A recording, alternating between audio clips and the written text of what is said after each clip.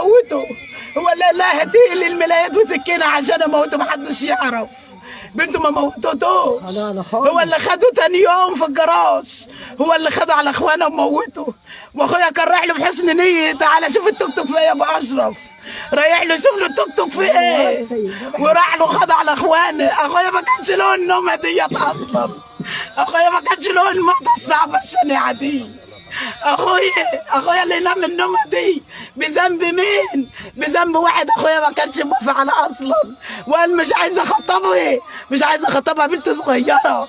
اقول له لا، لازم نخطبها، ده ناس محترمين، ده الناس المحترمين قضوا على اخويا، خدوا الكافر خبطوا بسكينه وموته، ولفوا بملايات فرحه، بملايات فرح اخويا لفوا فيه وكدفوا راح رمى عند الفخوره، ويلف مع اخواتي، يلف مع اخواتي عليه، ويجي تاني يوم قاعد في منطقه ابويا ومرات ابوه واحدين ولكن حاجه، وهو رمى اخويا في الميه، وابن عمي يقول لي في دم على التوك توك. اقول له معقوله دي دم اخويا؟ لا دي مش دم اخويا، ده مصوريه. طلعت اجري اصور لقيت الواد جري، يقول لك ده جاله موصلي. ازاي يبقى حماه تايه وبايت بره الدار وطلع يوصل الناس؟ احنا شكينا فيه بس ما رضيتش اتهمه. قال لما رحت شفت الملايات وعرفت ان الملايات دي طالعه من قلب دولابه وتحته، قلت لهم دي من ملايات اشرف بنته وعريس بنته اللي موتينه. وابن عمي شاف الدم وقال لي ما صدقتش اللي دي دم اخويا. اخويا في الاخر بنصور قدام تربتك يا اشرف، بنصور قدام تربك وبقول لك بنتك اللي اتفقت مع حارس عشان يقتلوك.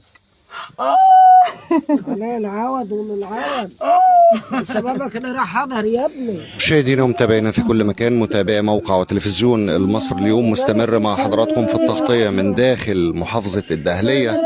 محمد رمزي مونس، وأول خميس على قبر أشرف السعيد اللي لقى حتفه على يد خطيب ابنته بالاتفاق مع الابنة. حرام اللي بعمل في دي، والله العظيم حرام، حرام يا موتوا بالطريقه الصعبه دي. حرام، ده كان كبرنا وكان حنين وكان بيخاف علينا كلنا، ده اللي بقى حاجه من طرف الطرف بقى يجري. اخويا كان حنين في حق الناس كلها، ما كانش له يموت الموتة دي، كان له يموت موتة ملايكه، كان له يموت موتة ملايكه، ما كانش له الموتة والقتل دي. ينام غرقان في دمه، ينام غرقان في دمه، اللي مكفره حاطط له اكياس فوق القطن عشان الدم. ليه؟ ده اخويا فضل ينشر طول الليل دم. حسب الله ونعم الوكيل فيك يا محمد يا ابن نجلاء. ام المدرسه المتعلمه تعلم ايه للعيال؟ تدرس لهم ايه؟ تقول لهم ابني بيقتل وانا اعلمكم تقتلوا. ام المدرسه تربيه المدرسه وابو اللي علامه الصلاه قد كده في قرطه. ليه؟ ده كافر، دي كافر. محمد اسمه محمد الكافر، مش مسلم، مش مسلم. لما يمسك مسلم زيه ويعمل فيك كده، مش يمسكه ويموته بالموتة الصعبة دي، موته موتة صعبة. واخويا جاي لي في الحلم امبارح ولاني ماسكه فاسه وعمال اصلع في المصاطب ارضيه، يقول له اقعدي بقى يا امل، اقعدي وارتاحي بقى، اخواتك هيعملوا. اقول له لا اما صلحت ايه يا بنت، اقعدي بقى ويشاور لي، حتى قلبه عليا في الحلم شايفنا ابطال. بقول له اقعدي. يا اخوي، يا حرق قلبي قوي يا اشرف، ربنا ينتقم منه محمد ابن نجلاء لما يلعب بعقل عيله زي دي ويقتله، وبعد ما يقتله يروح ياخد 24,000 جنيه من الدار ويعينهم. ليه؟ يا ريته كان خدهم وطفش، يا ريته كان خد البيت وخد الفلوس وطفش وكان ساب اخويا على رجليه. اخويا انا ابو ايه من ده كله؟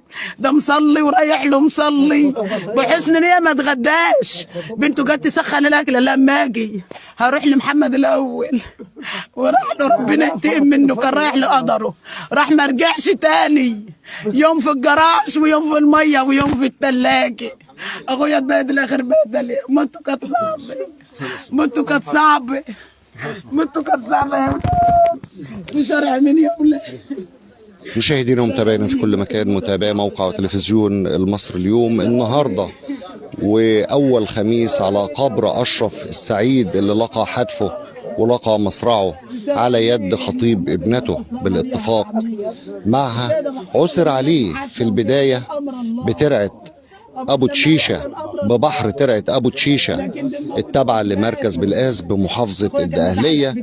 وطبعا لما تم عمل التحريات اللازمة فوجئ واكتشفت الجريمة عن طريق تليفون خطيب ابنة المجني عليه. أحد المصادر الأمنية واقف أمام الجثة، الشاب داخل واقف، أنت مين؟ أنا خطيب بنته، هات تليفونك. أخذ تليفونه، وبعد ما تم تحويل الجثة على المستشفى بيفتح تليفون الشاب وجد رسائل موجودة. انت عملت ايه؟ انا خلصت ورميت الجثة في الترعة. طب لو سمحتي امسحي الرسائل اللي بيننا وبين بعض عشان محدش من عندكم يشوفها. وكان في الوقت ده رسائل التليفون هي الكاشف الوحيد للجريمة. اخته اتعرفت على الملاية اللي ملفوف فيها لأنها كانت ملاية فرحه قبل ما زوجته تتوفى. طبعا زي ما قلنا لحضراتكم وزي ما شفتوا قبل كده ان البنت وقت تلقي خبر وفاة والدها ولما اتأكدت ان والدها توفى بالفعل بدأت تدخل للأوضة بتاعتها وتحط المكياج وفرحانة. بتقول انا فرحانة النهاردة بتقول للبنت عمها زي ما قلنا لكم في السابق انا فرحانة النهاردة ونفسي اوزع تورته، وايه رأيك لما سم ابويا؟ جريمة مأساوية بكل المقاييس تشهدها قرية أبو تشيشة التابعة لمركز بالقاس بمحافظة الدقهلية. أسرة المجني عليه أمام المقابر في حالة انهيار تام حزنا على أشرف فني الإلكترونيات اللي كان بيعامل بنته أحسن معاملة، واللي كتب لها البيت باسمها، واللي كان بيجيب الفلوس وبيديها لها في ايديها، واللي طلق مراته حفاظا على بنته. بدل ما تكون سنده في الدنيا ما كان منها الا انها انهت حياته. جريمة بشعة بكل التفاصيل وبكل المقاييس. هنكون مستمرين معاكم لحظة بلحظة حتى الحكم امام القاضي العادل بمحكمة جنايات المنصورة.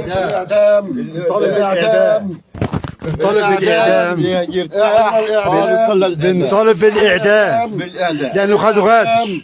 انت قلت لي ان انت اللي طلعت الجثمان من واقفين اول طلع علينا واحنا واقفين بيتقلبوا كده قدام النيابه، طالع متبهدل. ايه اللي كان فيه؟ متبهدل، مضروب، مطعون، واخد هنا السكينه جايبه من هنا كده لغايه ورا كده، ها، واخد في صدره هنا وفي صدره هنا، ها، في الحنجره، ها، ومطلعينه خلصان على ايد واحد دخله بيته انه ودخله بيته عريس بنته، يعتبر ابنه، ما احترمش شيبته حتى، ها، يعتبر ابنه.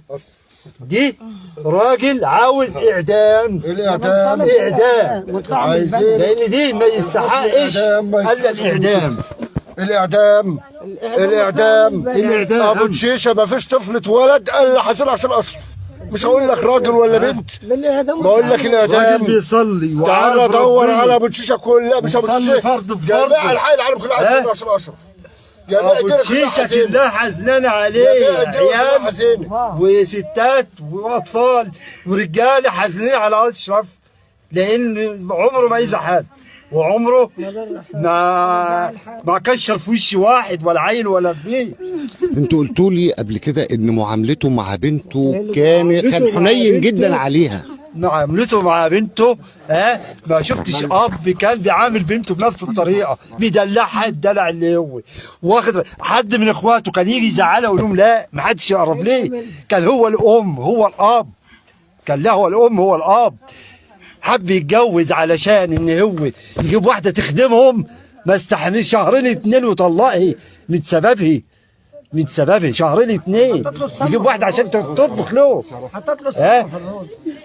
قبل كده بقى يشجعها تحط لابوها سم، وبقى يشجعها انها تعمل بجد ولد ما شفنانوش. دي مش بني ادم، دي مش بني ادم، دي شيطان، دي شيطان. ربوا ديب في بيتهم، دي ديب قرايبه ربوا بيت في ديبهم، دي شطار. ربوا بيت في قلب الدار. لما كبر اول ما نبش في اخوي، كان اخوي. هو في واحد في سنه يموت الموتة الصعبة دي؟ في واحد شباب لوحده يمسك واحد يموت الموتة الصعبة دي؟ استدرجه وقول له تعالى لي مين اللي يعمل كده؟ في دين مين؟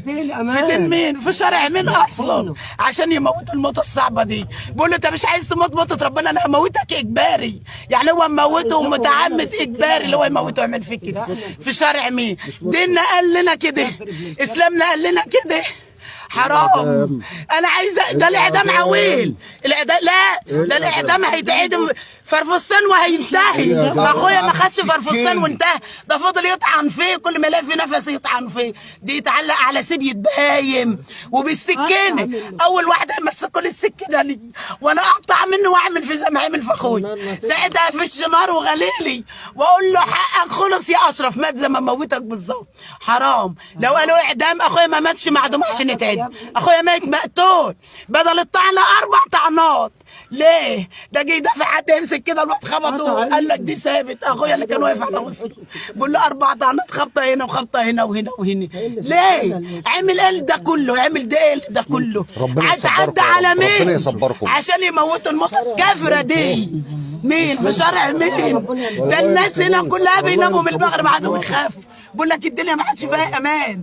دي لو خد حكم بسيط الاجرام هيزيد، والحادثه دي هتتكرر مره واثنين وثلاثه، هتتكرر كتير. لو ما جابوش حقه مسافه الشهر ده قبل ما يخلص الاجرام هيزيد، وكل واحد عارف هيعمل في نسبه ايه وعارف ديته هيبقى ايه. كام سنه ويطلع. لكن اعدام لما يتشنى ويجي ينام زي ما اشرف نايم في طرقه كده هيعرفوا. كل واحد يخاف يعمل كده تاني. حرام والله العظيم حرام. والله اقسم بالله اهل ابو تشيشه النهارده اشرب سبب في ابو تشيشه كلها. كل واحد النهارده بيفتش ورا ابنه ورا بنته ورا بنته ورا النهارده في قلب ابو تشيشه النهارده رب ابو تشيشه كلها. كل واحد النهارده قاعد يفتش ورا ابنه ورا بنته. والله كل النهارده قاعد يفتش ورا ابنه ورا بنته. حسب الله ونعم الوكيل، حسب الله ونعم الوكيل. كل طالبين الاعدام، الاعدام، الاعدام. احنا اللي رحنا الاعدام، ابردنا ريحوا قلبنا بالاعدام. احنا بنطالب بالاعدام لانه بعد لابننا اخر بهدله، وابننا ما عندوش عز منه. يهينوا ومأمن له ان عريس بنته يعمل كده، يغبنوا وياخدوا على خانه. ما كانش من ربنا يصبرك، ياخدوا على خانه. ربنا يصبرك يا رب. ربنا يحرق قلب امه عليه ويجربوا النار اللي احنا فيه. يجرب عليك النار اللي احنا فيها يا الهام يا بنت حواء وادم ومحمد ابن حواء وادم. نارنا مش هتبرد الا ان حكمته بالاعدام.